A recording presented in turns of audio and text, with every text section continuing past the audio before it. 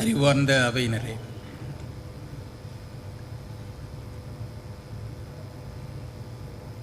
ஏறக்குறைய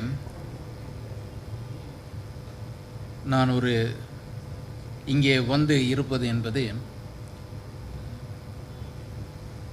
ஒரு மத அடிப்படையில் நான் வரவில்லை.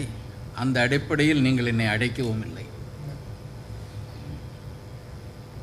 மனிதத்தை மதிப்பவன் என்ற முறையில், சமநீதியை வற்புறுத்துவன் என்ற முறையில், அந்த நீதி யாருக்கு மறுக்கப்பட்டாலும் அதற்காக குரல் கொடுக்க வேண்டும் என்ற உளப்பாங்கு உள்ள நிலையில் இங்கே உங்கள் முன்னால் வந்திருக்கின்றேன்.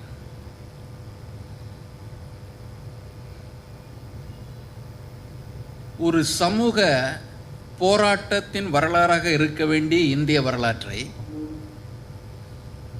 ஆதிக்கவாதிகள் மத போராட்டமாக மாற்றி அமைத்திருக்கின்றார்கள். இந்திய வரலாறு என்பது முதலாக நூல் வெளியிடப்பட்டது 1817ஆம் ஆண்டு. அதற்கு முன்னால் இந்தியாவின் வரலாறு என்று ஒன்றுமில்லை. 1817ஆம் ஆண்டு தான் முதலாக இந்திய வரலாறு என்பதாக, எ ஹிஸ்டரி ஆஃப் பிரிட்டிஷ் இந்தியா என்பதாக வெளியிடப்பட்டது இங்கிலாந்தில். அதை எழுதியவர் ஜேம்ஸ் மில் என்பவர். எழுதுவதற்கான தரவுகளை கொடுத்தவர்கள் இங்கே இருந்த ஆதிக்க ஜாதியினர். அன்றைய காலனி ஆதிக்கக்காரர்கள் தங்களது ஆட்சியை நியாயப்படுத்த வேண்டும், அதை மக்களிடையே ஒரு தேவையான அரசு என்ற ஒரு எண்ணத்தை உருவாக்க வேண்டும் என்பதற்காகவே தங்களுக்கு முன் இருந்த இஸ்லாமியர் ஆட்சி காலத்தை ஒரு கொடூரமான காலமாக சித்தரித்தார்கள். அது அவர்களுக்கும் வசதியாக இருந்தது, அவர்களுக்கு உதவி செய்து வந்த ஆதிக்க ஜாதியினருக்கும் வசதியாக இருந்தது. இஸ்லாமியர் ஆட்சியின் போது அனைத்துமே இங்கே மிக தவறுகள், கொடுமைகள் நடந்ததைப் போலவும், அதனால் பாதிக்கப்பட்ட இந்திய மக்கள் இருப்பதைப் போலவும், அவ்வாறு சொல்லுகின்ற பொழுது பாதிக்கப்பட்ட இந்திய மக்கள் என்று, இந்துக்கள் என்று அவர்கள் ஒரு பெயரை சூட்டினார்கள். இல்லாத இந்துக்கள் என்பதை சூட்டினார்கள். அந்த இந்துக்கள் என்பவர்களை பற்றி பேசியவர்கள் இந்துக்கள் என்று சொல்லப்படுகின்ற சமுதாயத்தில் அதிகாரம் உழைக்கும் வர்க்கத்தினரை சுரண்டி கொடுத்த ஒரு பிரிவினர். அவர்கள் கொடுத்த தரவுகளின் பேரில் இந்தியாவின் தொன்மை வரலாறு பொற்காலமாகவும் இடைப்பட்ட இஸ்லாமிய வரலாறு என்பது ஒரு இருண்ட காலமாக சித்தரிக்கப்பட்டு, அந்த இருட்டான காலத்தில் மீட்க வந்த மீட்பரை போல ஆங்கிலேய ஆட்சியை அவர்கள் அதில் பதிவு செய்திருந்தார்கள். அந்த ஒரு மத போராட்ட வரலாறு தான் இந்திய வரலாறு என்பதை அதற்கு பின்னர் இந்த ஆதிக்க வர்க்கத்தினர் ஏற்றுக்கொண்டார்கள். இதுவரை எழுதப்பட்டு வருகின்ற வரலாறு என்பது ஏறக்குறைய அந்த நிலையிலிருந்து மாறவில்லை. அந்த இடைக்காலம் என்று சொல்லப்படுகின்ற அந்த 8ஆம் நூற்றாண்டிலிருந்து இந்த 18ஆம் நூற்றாண்டு வரையிலான காலத்தை அவர்கள் அப்படித்தான் சித்தரிக்கின்றார்கள். அது நமக்கு புதியதல்ல. ஆனால் நாம் இங்கே இருப்பது காலனி ஆதிக்கம் போய்விட்டது, ஒரு புதிய கூட்டாட்சி உருவாக்கப்பட்டது. முதன்முறையாக மக்களாட்சி என்பதாக ஒன்று உருவாக்கப்பட்ட பிறகு இங்கே நடக்கின்ற சில வேதனையான நிகழ்ச்சிகளை பற்றி பேசிக்கொண்டிருக்கின்றோம்.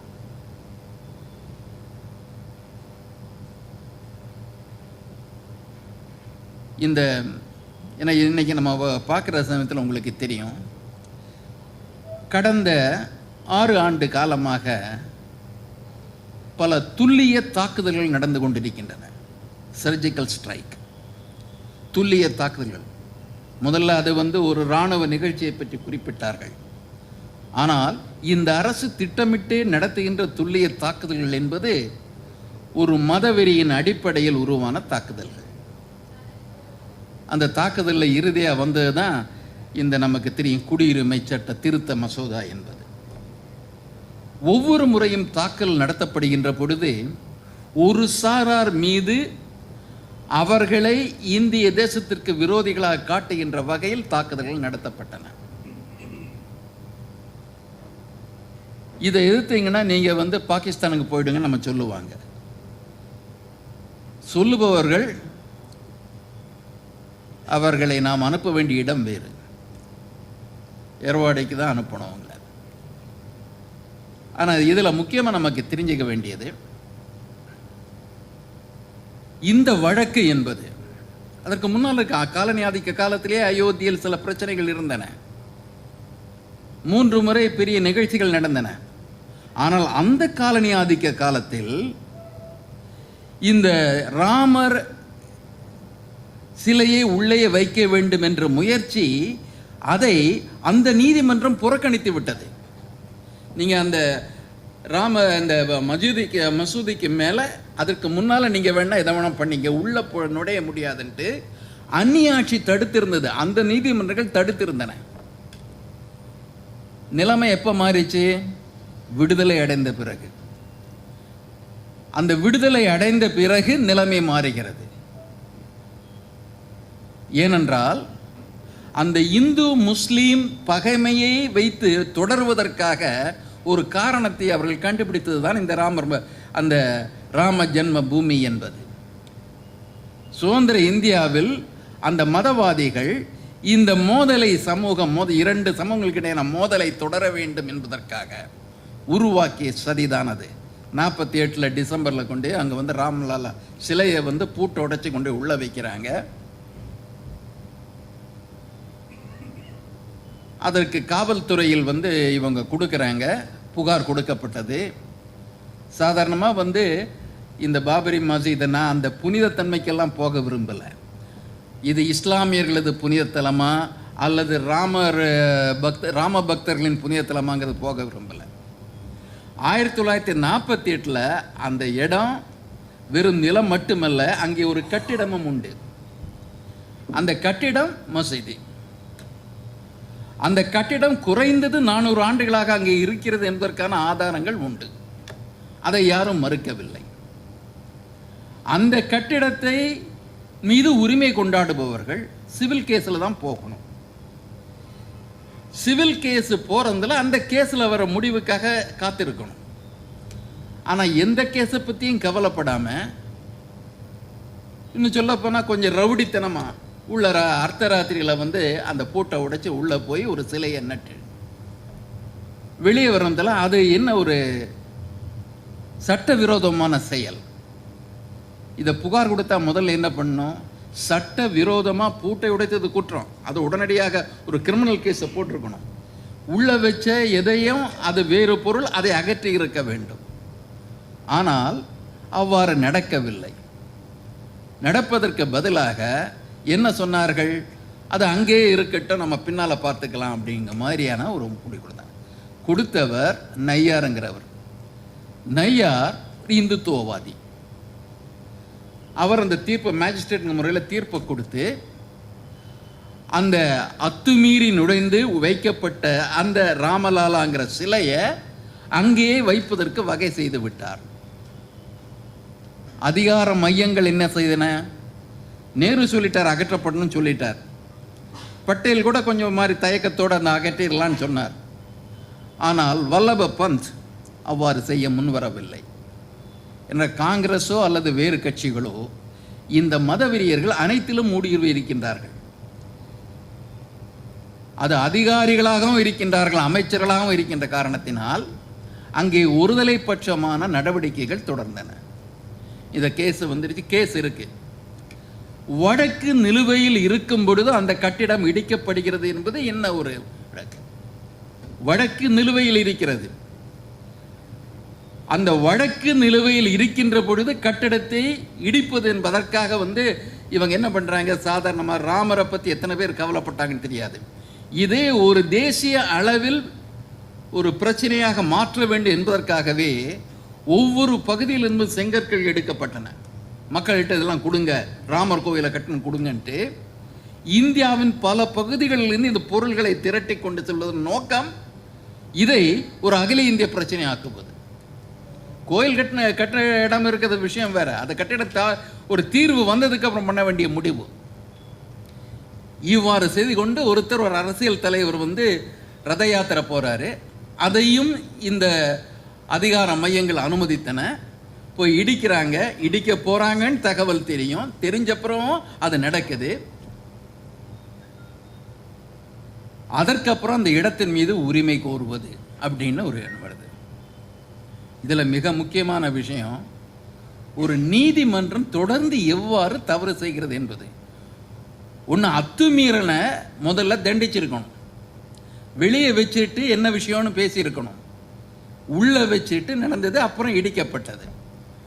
இடிக்கப்பட்டதுக்கு அப்புறம் இந்த இடத்துல ராம ஜென்மமே அப்புறம் தான் அந்த விஷயத்தை கொண்டு வர்றாங்க.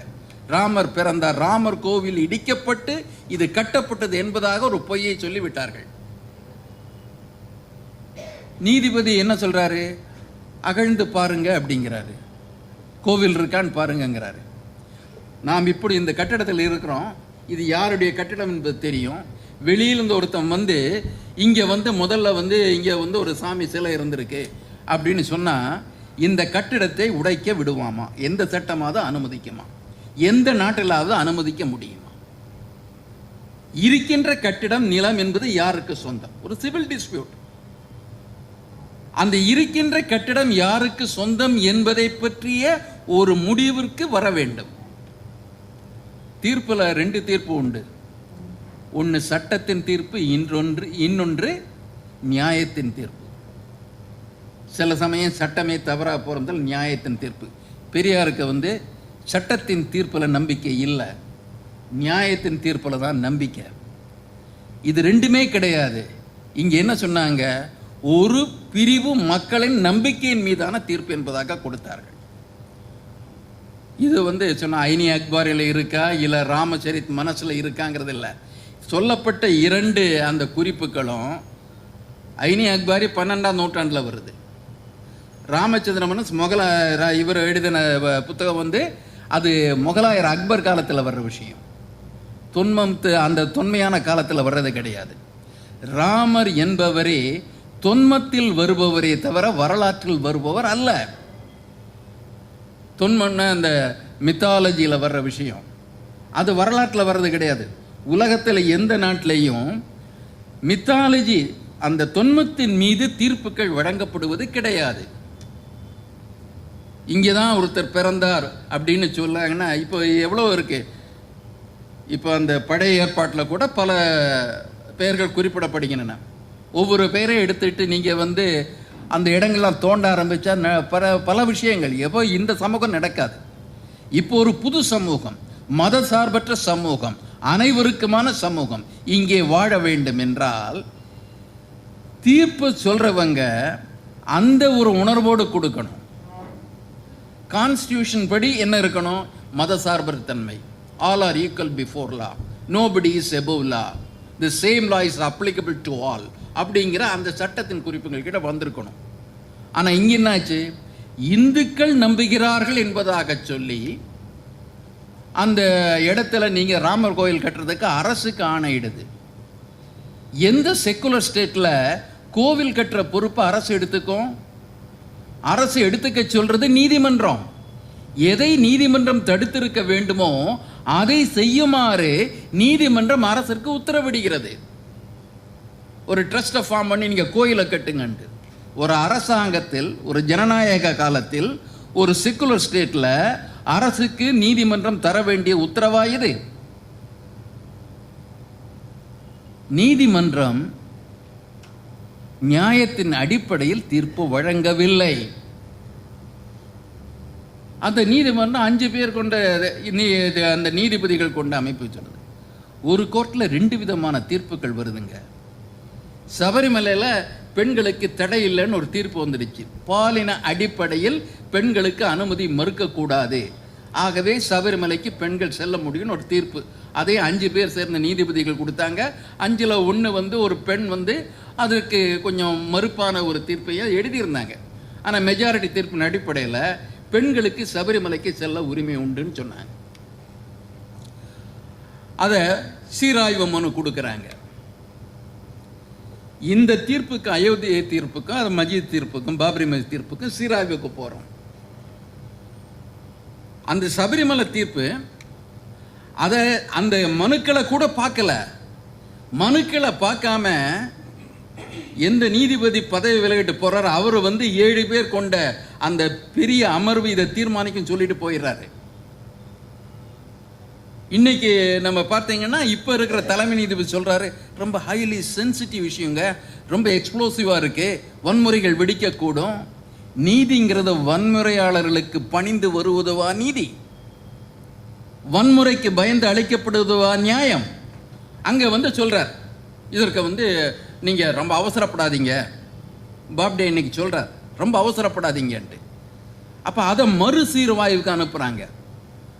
ஆனா பாபரி மஸ்ஜித் தீர்ப்பை எதிர்த்து கொடுத்தா அதை பார்க்காமையே, எப்படி பார்க்க முடியும்? எடுத்தோடனே சொல்றாங்க இதுல புதிய ஆர்குமெண்ட் எதுவும் கிடையாது அப்படிங்கிறாங்க. என்ன ஆர்குமெண்ட் சபரிமலை கொடுத்தான்னு பார்க்காமையே தீர்ப்பை சொல்றீங்க. 7 பேர் அமர்வுக்கான அனுப்புகின்றீர்கள். ஆனால் இதை நீங்க எப்படி மறுக்கின்றீர்கள்? என்ன ஒரு இரட்டை நிலைமை நீதிமன்றத்தில்? அப்ப நீதிமன்றத்தில் இரட்டை நிலைமை என்பது அது நியாயமான தீர்ப்பு அல்ல என்பதன் உதாரணம். ஒரு அணுகுமுறைங்கிறது அவங்க தானே பண்ணணும். அந்த அணுகுமுறை எப்படி சொன்னாங்க? பெரும்பான்மை மக்கள் என்றால் ஒரு அணுகுமுறை, சிறுபான்மை மக்கள் என்றால் வேறு அணுகுமுறை. அப்படி இருக்கிற ஒரு தீர்ப்பு எப்படி நியாயமாகும்? சொத்து தீர்ப்பு இது, சொத்தின் மீதான தீர்ப்பு. என் நிலம் அபகரிக்கப்பட்டது, என் கட்டிடம் இடிக்கப்பட்டது, இடிக்கப்பட்டவர்களின் நிலமும் கொடுக்கப்படுகின்றது. அங்கே கோவில் கட்டுவதற்கு கட்டளையிடப்படுகிறது அரசாங்கத்துக்கு, நீங்க ட்ரஸ்ட் ஆரம்பிங்க, உடனே கட்டுங்கன்ட்டு கொடுக்குறாங்க. இத்தகைய ஒரு கொடிய தீர்ப்பை உலகில் எந்த நாட்டிலும் பார்க்க முடியாது. இது போன்ற தீர்ப்பு எங்கும் காண முடியாது. எப்படி கொடுக்குறாங்க நமக்கு புரியல. ஆனால் இதை விட முக்கியமான விஷயம் வரதில்ல. ஆர்டிகல் 370 போட்டால் இது வரைக்கும் கோர்ட்டு மெதுவாக இருக்கு. நம்ம அதை கிடப்பில் போடலாம். இல்லை இந்த பில்லு வருது, குடியுரிமை சட்ட திருத்த மசோதான் வந்தாலும் உடனடியாக கோர்ட்டு அதுக்கு கேட்க போகிறதில்லை. எல்லாமே அனைத்துமே பார்க்கின்ற பொழுது அந்த இந்துத்துவவாத சதிகள் தான் ஒவ்வொன்றாக அமல்படுத்தப்படுகின்றன. பாராளுமன்றத்தில் மெஜாரிட்டிங்கிற பேரில் ஒன்று பண்ணுறாங்க, நீதிமன்றத்தில் உணர்வுகள் அடிப்படையில், நம்பிக்கையின் அடிப்படையில் தீர்ப்பை கொடுக்குறாங்க. அதிகாரிகள் என்பவர்கள் போலீஸில் போனால் கூட சிறுபான்மையில் இது அந்த மனு கொடுத்தாங்கன்னா நிராகரிக்கப்படுகிறது. பெரும்பான்மைக்கு போலீஸாரங்களே ஒத்து போகிற நிலைமை இருக்கு. கூட்டம் நடத்துறது கூட உரிமைகள் மறுக்கப்படுகின்றன. காஷ்மீரில் 370 போட்டாங்க. இந்தியாவில் இருக்கிற மாநிலங்களில் ஒரே ஒரு முஸ்லீம் மெஜாரிட்டி மாநிலம் என்பது ஜம்மு காஷ்மீர். இந்தியா ஒரு கூட்டமைப்பு, மதசார்பற்ற நாடு. இந்த மதசார்பற்ற நாட்டில் பல மாநிலங்கள் உண்டு. ஆனால் ஒரே ஒரு மாநிலம் தான் முஸ்லீம் மெஜாரிட்டி மாநிலம், அது ஜம்மு காஷ்மீர். அந்த ஜம்மு காஷ்மீர் என்ன பண்ணாங்க? அந்த ஜம்மு காஷ்மீரை ஸ்டேட்டுங்கிற அந்தஸ்தே எடுக்கிறாங்க, 2ஆ பிரிக்கிறாங்க. ஜம்மு காஷ்மீரோட வரலாறை பார்த்தீங்கன்னா ஷேக் அப்துல்லா தலைமையில் ஒரு செக்குலர் ஸ்டேட்டுக்காக இந்தியா கூட இணைஞ்சிறாரு. ஒரு தியோக்ரஸியில், நான் தியோக்ரசி ஸ்டேட்டுக்கு நாங்கள் போக விரும்பலை, இந்தியா என்ற மதசார்பற்ற நாட்டில் இணைய விரும்புகிறோன்ட்டு இஸ்லாமிய மக்களை இணைத்து போராட்டம் நடத்திய ஷேக் அப்துல்லா. அப்போ மன்னர் தனி நாடாக போன கேட்டவர். ஆனால் இந்த தலைவர் தான் எல்லா மக்களுக்குமாக மதசார்பற்ற ஒரு நாட்டோடு இணைய வேண்டும் என்று குரல் கொடுத்து போராடியவர். அங்க வந்த உடனே அந்த ஸ்டேட்டுக்கு நீ நிலைமை ஸ்டேட்டே கிடையாது.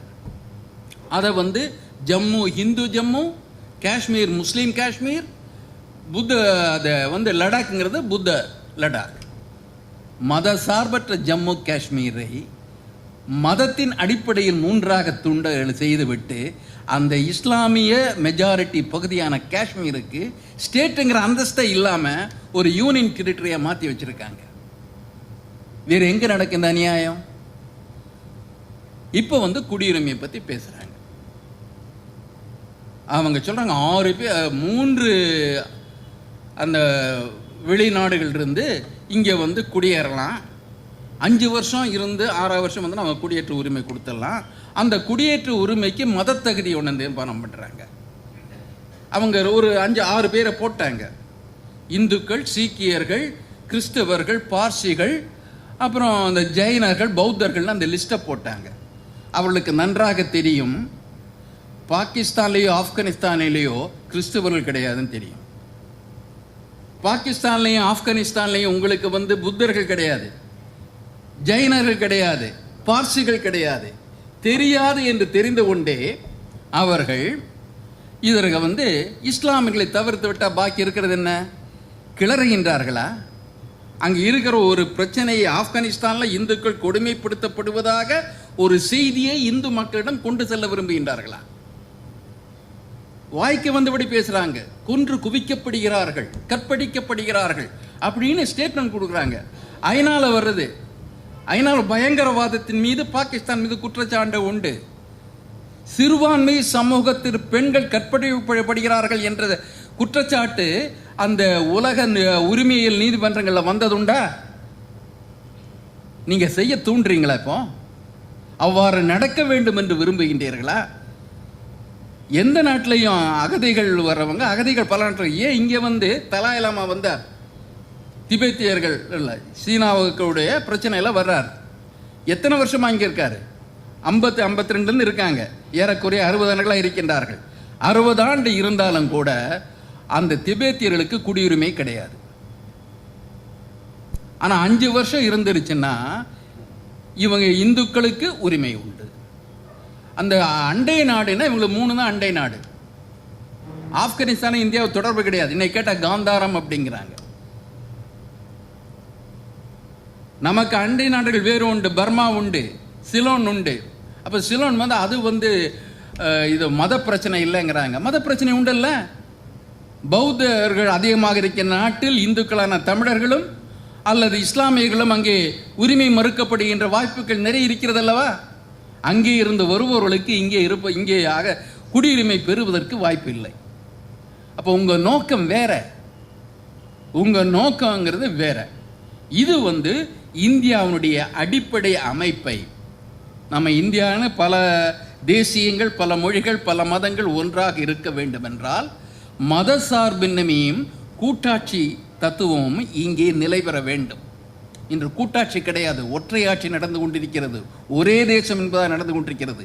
அனைத்து மாநில அதிகாரங்களுக்கு மைய அரசுக்கு மாற்றப்படுகின்றன. இந்த நிலைமையில் இந்த கூட்டாட்சி தத்துவம் சிதைக்கப்படுகிறது. மத சார்பின்மை ஏறக்குறைய இல்லாமல் செய்யப்படுகின்றது. இந்த சூழலில் நாம் செய்ய வேண்டியது விழிப்பாக இருப்பது மட்டுமல்ல, மதம் கடந்தும் ஒரு ஒற்றுமையை உருவாக்க வேண்டும். இது முஸ்லிம்கள் பிரச்சனையாக மட்டுமே மற்றவர்கள் கருதக்கூடாது. மற்றவர்கள் உங்களை பற்றி கவலைப்படவில்லை என்ற நிலைமைக்கும் நீங்கள் இருக்கக்கூடாது. இங்கே இந்தியாவில், தமிழகத்தில் நியாய உணர்வு கொண்டவர்கள் ஏராளமாக இருக்கின்றார்கள். ஆகவே அத்தகையவர்களெல்லாம் இணைத்து நமது குரலை வலுப்படுத்தி ஒன்றாக இருந்து எல்லாம் தீர்ந்து விட்டது என்று கையிற நிலைமைக்கு போய்விடாமல் ஒரு தீமையை ஒழிப்பதற்காக எவ்வாறு நாம் திட்டமிடுகின்றோம் என்ற நிலைமையில் நாம் இணைவோம். நிச்சயமாக அநீதியை ஒழிப்போம், வெல்லுவோம் என்று கூறி வாய்ப்புக்கு நன்றி கூறி அமைகின்றேன். நன்றி, வணக்கம்.